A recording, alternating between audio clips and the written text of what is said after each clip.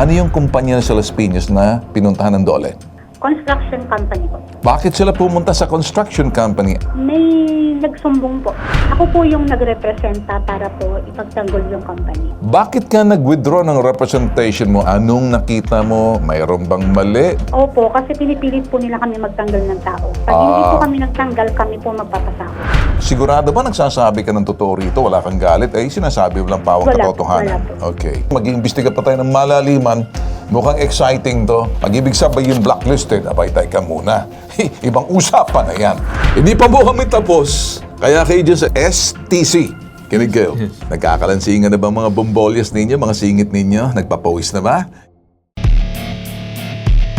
Pambansang sumbungan, handa kang ipaglaban ang programa ng ating buong sambayanan. Eh, lalong papawis to. Butil-butil ni parang munggo, mga singit nito at mga ano. Babalikan po nating sumbong mga boss, ano? Nagkaroon po ng resolution of blacklist. Yung pong mga katrabahador niya na Chinese national sa kanilang employment permit for 10 years. Eh, nag-expire na natin, pinagkakatakahan po nitong nagrareklamo sa atin. Bakit nandito pa rin daw sa Pinas at patuloy pa rin nagtatrabaho kahit expired na? Makakausap natin ngayon sa linya ng telepono si alias Ana. Ana, nandiyan ka ba? Yes po, sir. Lumalabas Ana rito, kaya ka nagtataka at bakit nandyan pa yung mga Chinese national, nakikita mo, alam mo, nandito pa sila sa bansa, bagamat hindi na dapat sila dahil hindi na sila, wala na yung work permit na nila, hindi ba? Inissue ng Dole, tapos na, hindi ba? Opo. Yun po yung concern namin kasi kami po mga Pilipino na natanggal. Tapos sila po nagtatrabaho pa po even though wala na po. So ano nangyari dito? Parang tinanggal ba kayo sa trabaho or ikaw ang kusang umalis, nag-resign? Ako po, constructive dismissal po. Nag-invento po sila ng court. Okay, alright. So tinanggal ka. Okay, ganun. Okay. Tapos may mga tinanggal pang mga Pilipinong kasamahan mo. Tama? Opo, yung HR po, on the spot po siya tinanggal verbally. Wala man lang pong notice. Dahil doon sa mga nangyari, anong dahilan daw kung bakit kayo tinanggal? Dahil may sinabi kayong totoo sa labor or pinagdudahan kayo na kayo yung informante? Opo, ayaw po nila sumunod sa madaling salita po. Okay. Sinubukan makipag-ugnayan ng bitag sa Department of Labor and Employment. Ayon sa kanila, hindi nila direktang masagot. Excuse me? Ang mga tanong ng bitag patungkol sa employment permit status, that is a privilege ng mga Chinese national dahil sa Data Privacy Act. Ay, naku, Jesus. Naku. Ito ba ang gusto niyo sabihin? Data Privacy Act? Sino magdidemanda? Yung mga Chinese? Binigyan sila ng pribilehiyo eh. Eh kung talagang totoo nag-expire na yan, dapat nakipag-ugnayan. Etong tuturuan ko kayo, Secretary Francis Tolentino, makipag-ugnayan ka sa DOJ, under sa DOJ, Department of Immigration, para malaman ninyo. It's our law. Employment status ng Chinese na dahil sa data privacy. Gusto kong pitikin ng taeng at ilong nitong nagsabi nito eh. Subalit ayon sa labor, sa Dole, nakitaan nila ng madaming violations. Ayun na nga eh. Tapos hindi nyo pa masabi? O nakitaan nyo violations? Kausapin natin ngayon si Ma'am Sandoval ng Bureau of Immigration. Ma'am Dana, ano pong status natin regarding dito sa mga Chinese national na nagtrabaho daw dito sa Pilipinas na umunay ayon sa Dole resolution ay kinancel na nila ang umunay working permit. Ano pong masasagot natin, ma'am, as part of Bureau of Immigration? Yes, sa ngayon po, meron pang working visa itong mga ito. But with this resolution na nakuha po natin from your staff, itong kopya po ng resolution na ito, maaari po itong reason for the revocation of that working visa. Dahil sinasabi po dito na ang mga individual na ito ay may violation sa Dole at ang sinasabi po niya ay hindi na sila eligible na mabigyan ng alien employment permit. Patay. Ang alien employment permit po kasi ay prerequisite para sa working visa. Ayun. Without an alien employment permit, Patay. no working visa can be given to these Patay. individuals. Parang nagtatrabaho pa rin daw ata, if I'm not mistaken. Nagtatrabaho pa rin ba itong mga Chinese nationals na nagpatalsik sa inyo dahil nagsabi kayo ng totoo at nakipagtulungan kayo sa labor? Yes po. Actually, yung pong huling punta ko po doon, nakita ko pa po yung finance manager namin.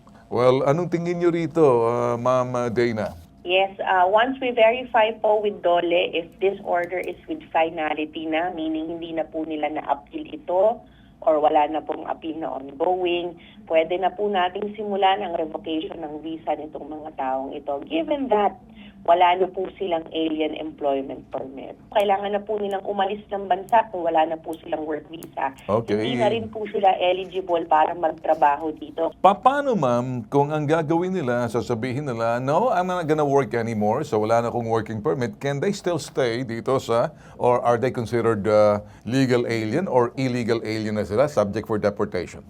Technically po, if they get a different kind of visa and if they are eligible for a different kind of visa, at yun ang kanilang purpose of stay, then they may do so legally. Pero if they, halimbawa po, continue rendering services Okay. dun sa company, which yan po ang hinala natin, Okay. kasi ba't naman po nila biglang iiwan yan? So if they continue working for that company without the appropriate visa, then that would be a basis for the deportation. Alright, so paano ma'am, pag sinabi ng company, sige, wag ka na magtrabaho, but mag-usap na lang tayo, tuloy pa lang ng sweldo nyo para wala ka na sa listahan namin, we don't need a working visa, mag-usap na lang tayo, gentleman's agreement na lang, you still gonna work, you still gonna get paid, as long as we be quiet, na hindi natin papalam sa labor, hindi natin papalam sa immigration. Paano pag ganun pong ginawa, na parang secret lang? Naku sir, pasok po yan sa banga. Yan po violation of the conditions of their stay. If they do not have a working visa, they are not allowed to work here in the Philippines. Hindi po sila pwedeng mag-render ng any kind of service. Anong legal consequence po niyan, ma'am, sa parte po ng employer sa STC? At the same time, yung kanilang mga Chinese nationals, anong legal consequence? Dalawa po yan. Doon sa foreign national himself, if they are not eligible to work here in the Philippines and they do not have a work visa, yan po ay up for deportation dahil may violation Okay. po ng Philippine immigration laws. Okay. Sa employer naman po, pwede po yang pumasok sa harboring ng illegal aliens. Patay. Kasi yan po tinatago at kumbaga kinukonsinti pa na magtrabaho dito ng walang tamang visa. Anong penalty po doon sa ano makukulong? Is it legal consequence? Yan ba fine or imprisonment? Meron pong Criminal ba yan? Yes po, may karampatan po yan na penalties. Kung hindi po ako nagkakamali, there's also prison time doon po sa Ayun. harboring. With that, ma'am, naging malinaw na po yung sagot ninyo. At maraming salamat, ma'am. So, etong gusto natin pag-usapan, Carl. Kung yan dyan, nakikinig sa atin si Alyasana. Pag patuloy, kasi may kunting mga bureaucratic, sabihin natin dito, process na Yes. binibigyan ng karapatan yung Chinese. Pero dito, pinaglalaban lamang ni Ana, wala na silang work permit. And they cannot work anymore. Yes. Okay? Halimbawa, kaya ako tinanong, nakita mo ba kung bakit ko tinanong si immigration, just in case. Pwede kasi mangyari na pinagtatrabaho nila, harboring, Yes.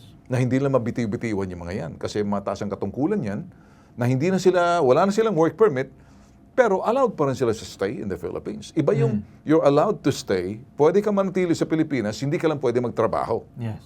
Anong downside? Parang tourist. Oo. Yes. Dito ka lang.